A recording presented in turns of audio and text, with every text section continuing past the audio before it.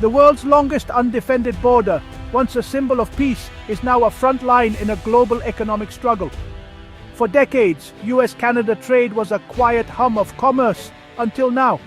Today, July 16, 2025, both nations teeter on the edge as President Trump threatens sweeping new tariffs. This isn't just a local dispute, it's a warning to the world about the fragility of alliances. If the US and Canada can fracture, what does that mean for everyone else? The looming 35% tariff on Canadian imports could unravel decades of integration, putting millions of jobs at risk. This conflict is about more than trade. It's a test of political will with global consequences. As we explore this story, we'll uncover the history, the key players, and the stakes for the future of international trade. For most of the last century, the US-Canada economic relationship was a model of stability. The 1988 Free Trade Agreement and NAFTA in 1994 eliminated tariffs and created one of the world's largest free trade zones. Supply chains became deeply integrated. Cars, parts, and products crossed the border seamlessly, creating millions of jobs. This partnership was so successful, it was often taken for granted. That changed with President Trump, who called NAFTA the worst trade deal ever and saw Canada as taking advantage of the US. The renegotiation of NAFTA into USMCA was contentious, preserving free trade but leaving key issues unresolved. US dairy farmers gained some access to Canada's market, but tensions remained. The New Deal was a fragile truce, not a lasting peace. Now, old grievances have resurfaced, pushing the relationship to its breaking point. At the heart of the conflict is Canada's dairy supply management system, protecting farmers with quotas and high tariffs. For Canadian farmers, it's a lifeline. For the US, it's an unfair barrier. President Trump has demanded its dismantlement, calling the tariffs, over 270% on some products, outrageous. Canada, under both Trudeau and Carney, fiercely defends the system as vital to rural communities and political stability. During USMCA talks, Canada made small concessions, but the US wanted more. The dispute over dairy is about more than market access. It's about national identity and political survival. Two agricultural philosophies clash: US large-scale exports versus Canada's managed local focus. Until a real compromise is found, this issue will continue to sour the relationship. The future of North American trade may hinge on a single carton of milk. The trade war quickly spread from farms to factories. President Trump imposed steep tariffs on Canadian steel and aluminum, citing national security. Canada called the move insulting, noting its metals are crucial to US defense. The tariffs disrupted integrated supply chains, raising costs for manufacturers and threatening jobs on both sides. The threat of a 25% tariff on autos was the economic nuclear option, risking massive job losses and soaring car prices. Canada retaliated with targeted tariffs on US goods, hitting politically sensitive products. While USMCA led to a temporary truce, tensions have returned. Tariffs are back, even higher. The auto sector is once again in the crosshairs, and uncertainty looms over North American industry. These battles weren't resolved, just paused. The fundamental disagreements over trade philosophy remain, casting a long shadow on the future. Trade wars aren't just numbers. They hit real people. In Ohio, a construction company faced soaring steel costs and layoffs. In Vermont, a maple syrup producer lost access to Canadian buyers overnight. Farmers in the Midwest lost export markets. Canadian dock workers saw fewer shipments and reduced hours. Small businesses, lacking resources to adapt, have been hit hardest. Border communities, once tightly knit, now feel the strain of economic nationalism and division.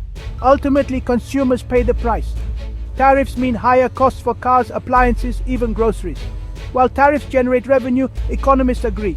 It's American importers and families who foot the bill. The true cost is measured in lost jobs, shuttered businesses, and strained communities. Mark Carney's election as Canada's Prime Minister brought a new approach to the trade standoff. A seasoned economist, Carney favored direct, data-driven negotiation over Trudeau's multilateral style. He quickly engaged President Trump, seeking common ground but also setting a firm deadline for a new deal.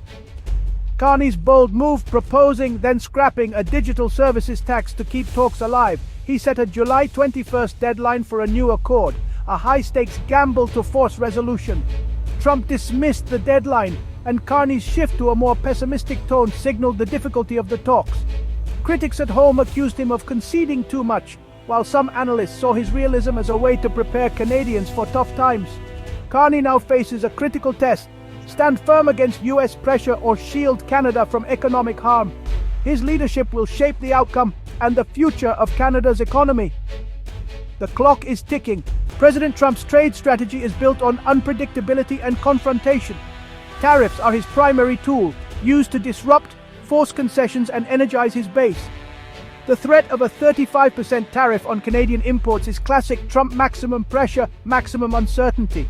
He often bypasses traditional diplomacy, announcing policy shifts on social media to keep allies off balance. Critics say this creates instability. Supporters call it shrewd negotiation. Trump's approach has generated over $100 billion in customs revenue, but most economists agree US companies and consumers pay the price. The America First doctrine prioritizes bilateral deals and is skeptical of global institutions like the WTO. The result? Strained alliances and volatility in the global economy. Trump's tactics may be popular with his base, but they've left even close allies like Canada reeling.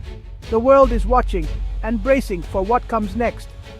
Most economists agree protectionism is a losing game. Tariffs disrupt supply chains, raise costs, and erode trust, the foundation of investment and growth. Canada, with an economy 1/10 the size of the US, is especially vulnerable.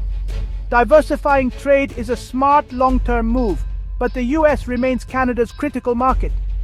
The conflict also undermines global institutions like the WTO, encouraging a might makes right approach. If major powers abandon shared rules, the world risks a return to chaotic retaliatory trade blocs. The damage goes beyond economics. Trust between allies is hard to rebuild. Businesses may not return even if tariffs are lifted, and goodwill lost could take decades to restore. This standoff is a cautionary tale. Even the strongest partnerships can be undone by nationalist politics. The lesson is clear. Cooperation is far more profitable than conflict. As the US and Canada edge toward a trade war, the lessons are urgent. Deep integration brings efficiency, but also vulnerability when politics turn. Nations must build resilience and diversify trade to weather shocks. Clear, predictable rules are essential. Volatility hurts everyone, especially small businesses. Trade is never just economics. It's about politics, identity, and trust. The path forward demands renewed commitment to fair, open trade and mutual respect. In a connected world, there are no true winners in a trade war. The future of global trade depends on whether leaders can relearn the value of cooperation. What do you think? Join the conversation below.